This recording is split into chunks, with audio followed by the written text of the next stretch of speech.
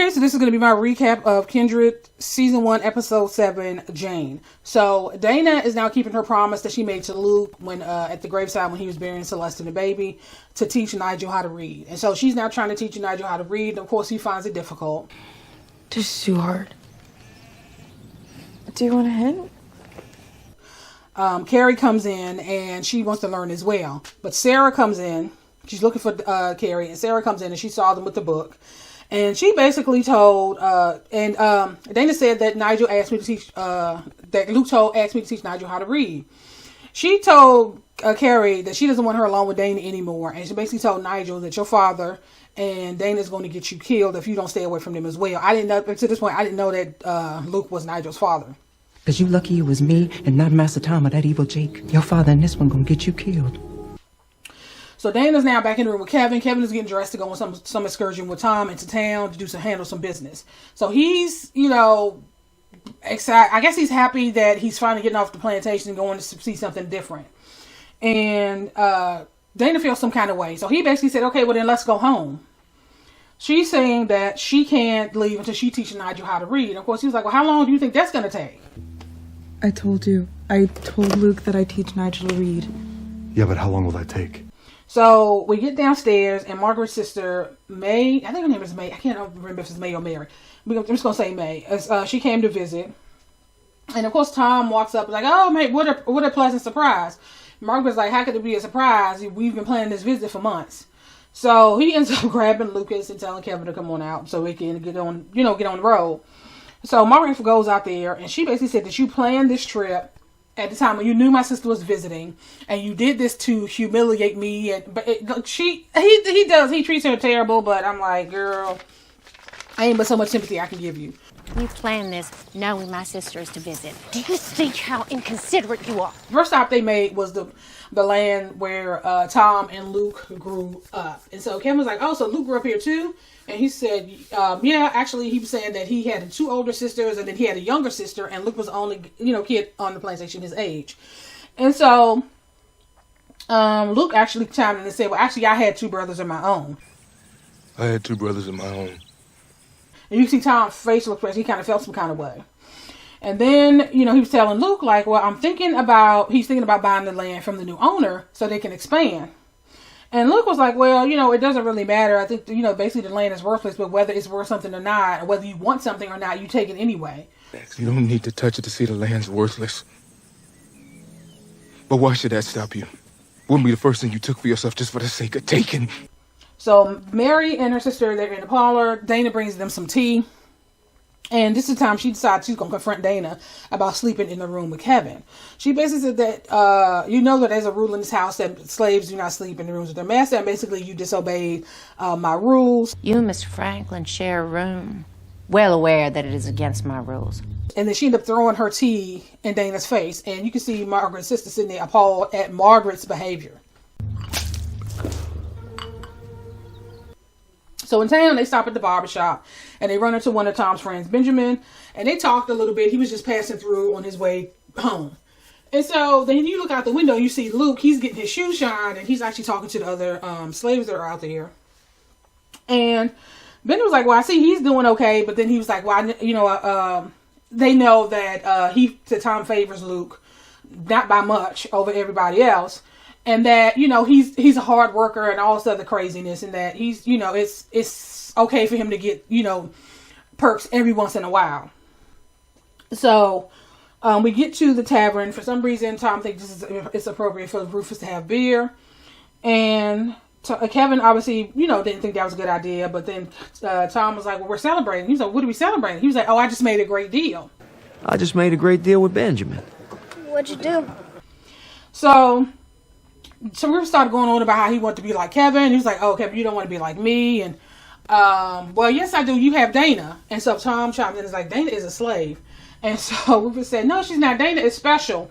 Dana's a slave, Rufus. No, she's not. She's special.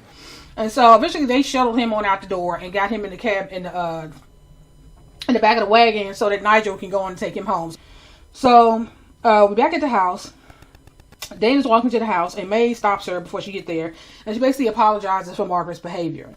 And then she started asking her about, Margaret's happiness. Like, is she happy, or is she as unhappy as she looked? How has she been? My sister, is her unhappiness as apparent to you as it is to me? So the wagon pulls up when Nigel passed out.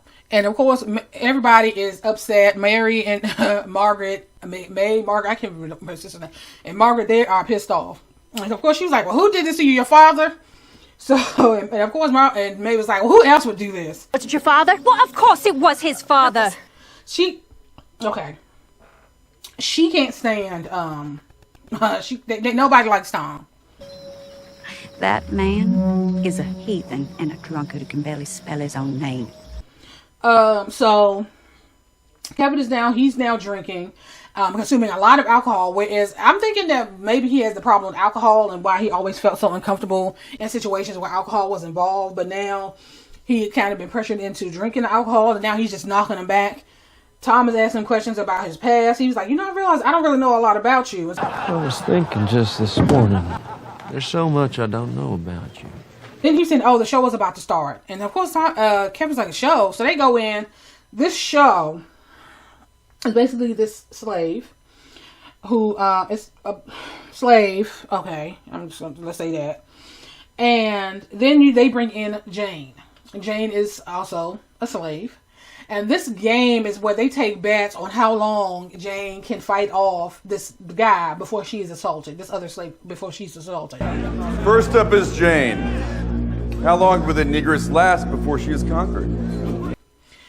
So it got to the point where Kevin couldn't take it anymore, and so he just left. They end up leaving, but before they left, he said, "So where's Luke?" He was like, "Well, Luke isn't. I don't know where Luke is. I don't own him anymore." Basically, the big deal that they were celebrating earlier was him selling. I'm assuming he sold Luke to Benjamin. Where's Luke? He won't be returning one. He doesn't belong to me anymore. Margaret, they get back to the house. Dana hears all this commotion going on. She go downstairs. Margaret is taking Rufus and she's leaving. Dana's doing everything she can to stop them from leaving. She even's recalling the time. She was like, remember the time that he almost drowned and I was there? And basically all the times that she appeared when Rufus was in trouble.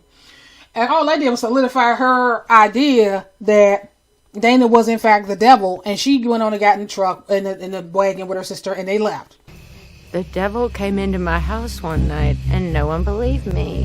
And then again by the river, how could I not see that it was you? So around this time, Tom and Kevin are making their way home, and they're talking.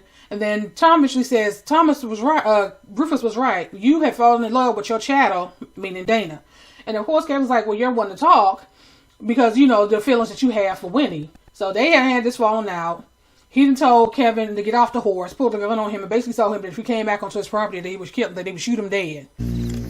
You ever step foot on my land again, and I will shoot you dead. So Kevin ends up going to Olivia's and basically telling her what happened.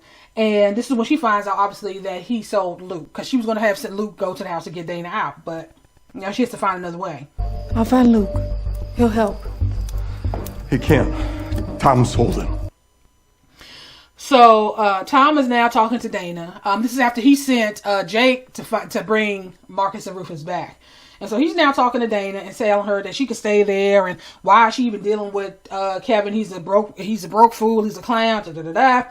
And she basically said that she belongs to him, and asked him where he was. And he was like, I don't know, and don't ask me again, basically. I belong to Mr. Franklin. Where is he? I don't know. Stop asking. So Olivia, when she went to find somebody or find some other plan to get Dana out of the house, she left Kevin there with Alice. And so he hear all those moaning and groaning. Winnie is still locked in the thing, so they find a way to get her off the plantation. So his stupid behind let her out, and she done made a run for it. Dana is in the room waiting for Kevin. Sarah comes in, and she basically with some food, saying that he told me to bring you something to eat. Now, obviously, she know that she done put some poison in that cake, so she's not about to eat whatever the hell was on that plate. So she basically said that Kevin, basically pissed Tom off, and he owns you now. What I mean is, Master Tom own you now. And that's pretty much how this episode ends.